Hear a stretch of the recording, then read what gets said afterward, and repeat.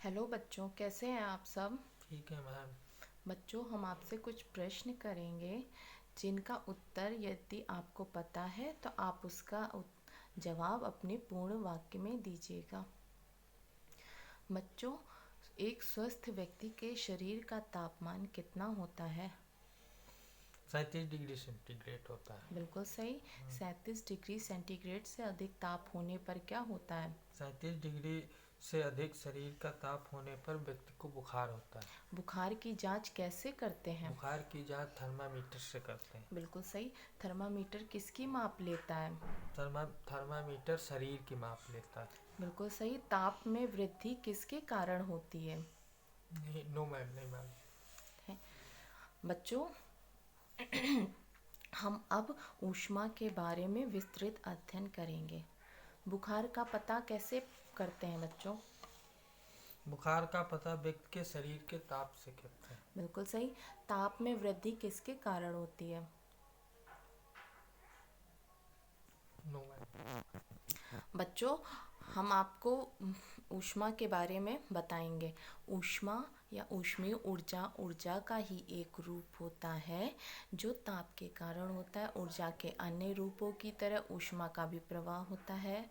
किसी पदार्थ के गर्म या ठंडे होने के कारण उसमें जो ऊर्जा होती है उसे उसकी ऊष्मीय ऊर्जा कहते हैं। ऊर्जा का मात्रक क्या होता है? जूल होता है। इसे किस में व्यक्त करते हैं? कैलोरी में। बच्चों, ये हमें बताइए कि आग के सामने कुछ देर खड़े होने पर क्या अनुभव होता है? आग के सामने कुछ देर खड़े होने पर शरीर गर्म होने लगता है। Very good. ऊष्मा का एक स्थान से दूसरे स्थान पर स्थानांतरण क्या कहलाता है? नो मैम, नहीं मैम। बच्चों, ऊर्जा का एक स्थान से दूसरे स्थान पर स्थानांतरण करना या गति करना ऊष्मा का संचरण कहलाता है। ऊष्मा का संचरण 3 तरह से होता है: चालन विधि द्वारा, संवहन विधि द्वारा और विकिरण विधि द्वारा। बच्चों, ये बताइए कि पदार्थ के एक सिरे को जब हम गर्म करते हैं तो क्या होता है?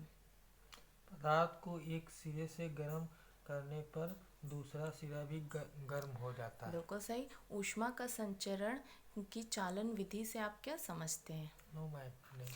बच्चों, ऊष्मा का स्थानांतरण की चालन विधि। देखिए बच्चों, इसमें क्या हो रहा है, जब हम एक रॉड को गर्म करते हैं कैंडल से, तो उसमें एक तरफ हम गर्म करते हैं तो उसमें ऊष्मा का संचरण होने के कारण वह एक ओर से दूसरी ओर ऊष्मा का स्थानांतरण होता है। इसमें ऊष्मा सदैव ऊंचे ताप वाली वस्तु से नीचे ताप वाली वस्तु में प्रवाहित होती है। ऊष्मा का स्थानांतरण तब तक होता रहता है जब तक दोनों वस्तु का ताप समान ना हो जाए।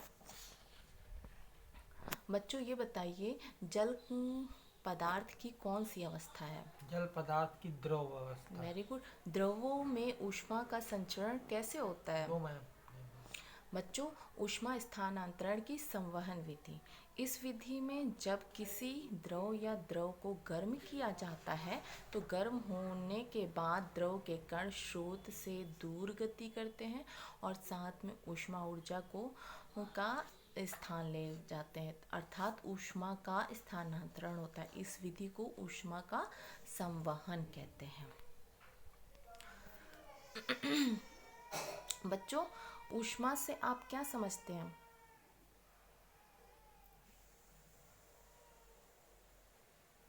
उस ऊष्मा ऊष्मा एक प्रकार की ऊर्जा है। Very good. ऊष्मा संचरण की कौन कौन सी विधियां होती हैं? 3 विधियां हैं। कौन सी? चालन चालन विकल्प, ऊष्मा संचरण। हाँ, 3 विधियां होती हैं: चालन विधि, विकिरण विधि और ऊष्मा संवहन विधि। ऊष्मा संचरण सर्वाधिक किस विधि द्वारा होता है? ऊष्मा संचरण संचरण ऊष्मा संचरण सर्वाधिक किस विधि द्वारा होता है बच्चों? ऊष्मा संचरण सर्वाधिक चालन विधि द्वारा होता है। Very good. हाँ। ठोसों में ऊष्मा संचरण किस विधि द्वारा होता है? चालन विधि द्वारा ठोसों में ऊष्मा संचरण होता है। Very good. द्रव तथा गैसों में ऊष्मा का संचरण किस विधि द्वारा होता है? संवस्त विधि द्वारा द्रव व संवहन विधि द्वारा द्रव और गैसों में ऊष्मा का संचरण होता है। बच्चों, अब हम आपसे कुछ सही गलत पूछेंगे, निशान लगवाएंगे। अगर उसका उत्तर आपको पता है तो आप बताइएगा। ऊष्मा एक प्रकार की ऊर्जा है। यस मैम, हाँ सही। सही। चालन विधि द्वारा ऊष्मा का संचरण तीव्र गति से होता है। सही। ऊष्मा का संचरण निर्वात में भी होता है। सही। ठोसों में ऊष्मा संचरण कठिन होता है। गलत। द्रव तथा गैस में ऊष्मा का संचरण संवहन विधि द्वारा होता है। सही। बच्चों, अब हम आपको गृह कार्य देंगे जो है ऊष्मीय प्रसार से आप क्या समझते हैं। यह आप अपनी उत्तर पुस्तिका में नोट कर लीजिए और ये आप करके लाइएगा। थैंक यू बच्चों।